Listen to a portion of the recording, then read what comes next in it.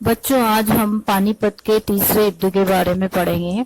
ये युद्ध 14 जनवरी 1761 को हुआ। आप इसकी डेट इस तरह याद रखेंगे। हमारे यहाँ हर साल 14 जनवरी को ही मकर संक्रांति बनती है, तो आप 14 जनवरी आपको हमेशा याद रहेगा। अब वो कौन से घटनाक्रम थे जिसके कारण से ये युद्ध हुआ? अब पहले तो हम ये जानेंगे कि ये युद्ध किन किन के मध्य हुआ।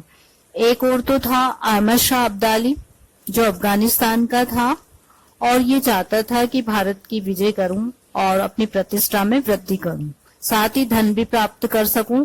इसके अतिरिक्त वो पंजाब, मुल्तान और कश्मीर पर भी अधिकार करना चाहता था। इसको अवसर भी मिल गया कि पंजाब के सूबेदार जो कि जकारिया खां थे, उसकी मृत्यु हो चुकी थी। उसके 2 पुत्रों में सत्ता के लिए संघर्ष था।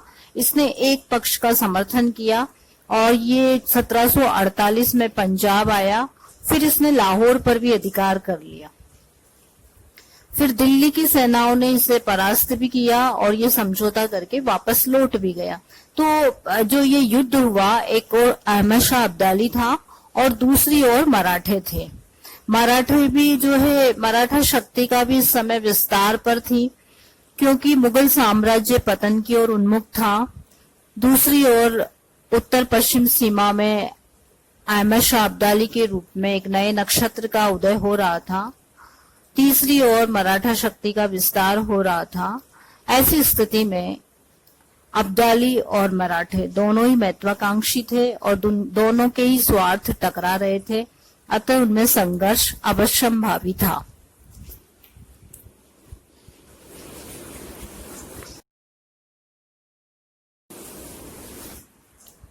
पानीपत के युद्ध का दूसरा कारण मराठों का उत्तरी भारत में विस्तार।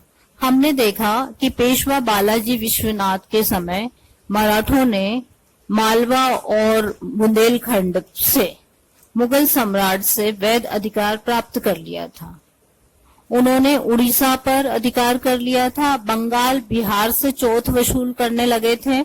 मराठों ने जयपुर व जोधपुर के उत्तराधिकार के मामले में भी हस्तक्षेप किया था। इस तरह हम देखते हैं कि दिल्ली की राजनीति में वो सक्रिय उन्होंने भाग लेना प्रारंभ कर लिया था।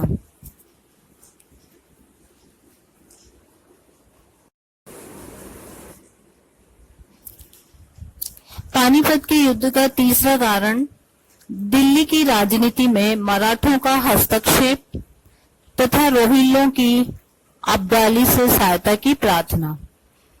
अब हम देखते हैं कि गद्दी पर बैठने के पश्चात अहमद शाह अब्दाली ने अवध और इलाहाबाद के सूबेदार सफदरजंग को अपना वजीर बनाया।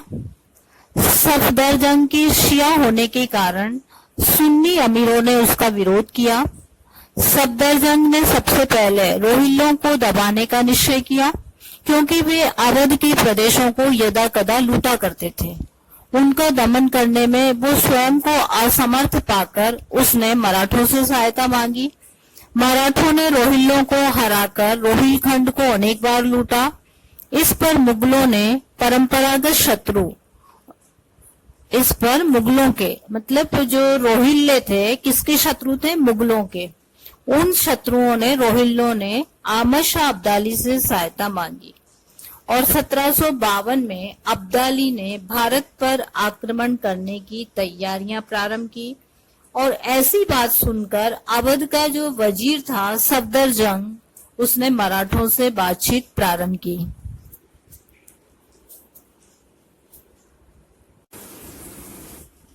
अब हम देखेंगे कि पहला कारण क्या रहा, भारत में राजनीतिक शून्यता।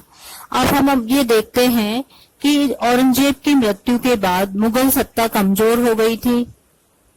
निर्बल उत्तराधिकारी सिंहासन पर आरूढ़ किए जा रहे थे और उतारे जा रहे थे।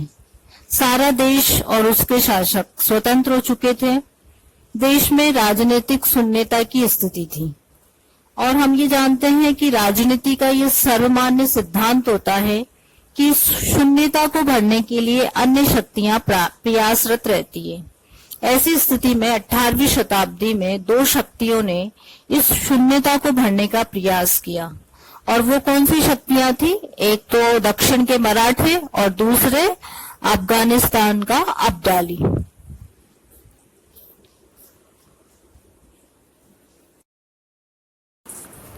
पांचवा कारण माना जाता है सफदरजंग का मराठों से समझौता। बच्चों, हमने पहले भी देखा, ये जो सफदरजंग था ये था अवध और इलाहाबाद का सूबेदार, और इसको किसने नियुक्त किया था? इसको मुगल सम्राट अहमद शाह ने यहाँ का वजीर बनाया था।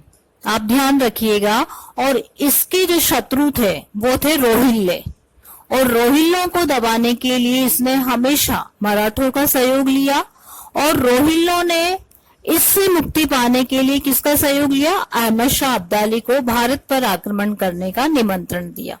तो हम देखते हैं कि 1752 में सफदरजंग और मराठों के बीच एक समझौता हुआ, और उसमें ये कहा गया कि जो आंतरिक और बाह्य शत्रु हैं, आंतरिक और बाह्य शत्रुओं से मुगल साम्राज्य की वो रक्षा करेंगे। ये वचन किसने दिया? पेशवा ने दिया। इसके बदले में पेशवा को क्या मिलेगा? 50 लाख रुपए दिए जाएंगे। मराठों को क्या क्या मिलेगा? पंजाब, सिंध और दोआब से चौथ वसूल करने का अधिकार प्राप्त हो गया। और क्या मिला? पेशवा को अजमेर और आगरा की सूबेदारी भी दे दी गई। पेशवा की सेना को दिल्ली में रखने और सम्राट के आदेश पर मुगल सेना के साथ युद्ध करने के लिए जाने की बात भी तय हो गई। किसमें हुई ये? जो सफदरजंग और मराठों के बीच जो समझौता हुआ 1752, उसमें क्या क्या शर्तें तय हुई? एक तो जो है पेशवा ने क्या वचन दिया कि मुगल साम्राज्य की रक्षा करेगा, उसके बदले में उसे क्या मिलेगा? 50 लाख रुपए मिलेंगे। और इसके अतिरिक्त कौन से प्रदेश मिलेंगे उसे जहां से वो चौथ वसूल करेगा? पंजाब, सिंध और दोआब से। कहाँ की सूबेदारी मिलेगी? अजमेर और आगरा की सूबेदारी भी मिलेगी। और पेशवा की सेना को कहाँ रखा जाएगा? दिल्ली में रखा जाएगा। और वो किसके साथ युद्ध करेगी? मुगल सेना के साथ युद्ध करेगी। पर यह समझौता किसको पसंद नहीं था? मुगल दरबार में अनेक अमीरों ने इस समझौते का विरोध किया। इसके बावजूद ये समझौता माना गया।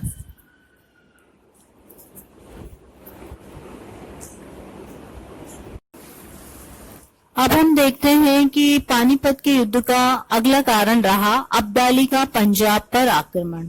हमने पहले भी देखा, अब्दाली के आक्रमण का मुगल सामना नहीं कर सके, क्योंकि जिस समय सफदरजंग मराठा सरदारों से समझौते की शर्तें तय कर रहा था, उस समय मुगल सम्राट ने अब्दाली को पंजाब सौंप दिया और मीर मन्नू को अपना सूबेदार नियुक्त करके अब्दाली वापस लौट गया।